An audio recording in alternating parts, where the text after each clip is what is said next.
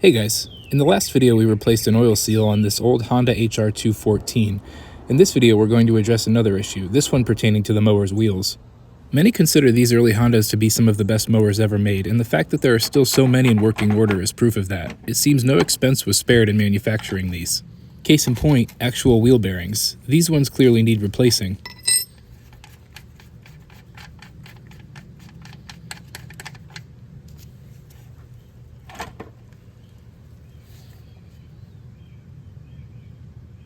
As you can see, the tire tread is still in good condition, and replacing just the wheel bearings as opposed to the whole wheel will save me north of $50.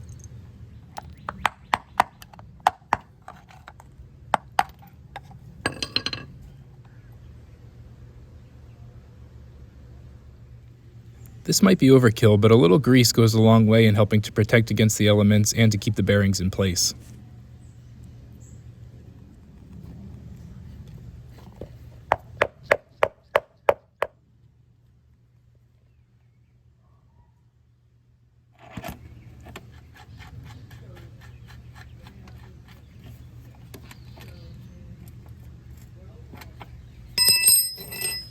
Now, as you can see, there's still quite a bit of play, which I realized could be reduced by taking up some of the space between the wheel and the mower deck.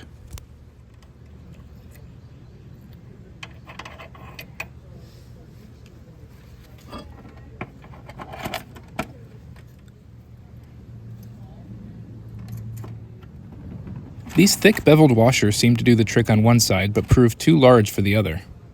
As you'll see, the wheel no longer wants to spin after I tighten it down. That's because the bolt is contacting the race instead of the inner ring. Using a flapper disc on my angle grinder, I reduced the size of the washer until the wheel fit just right. Thanks for watching.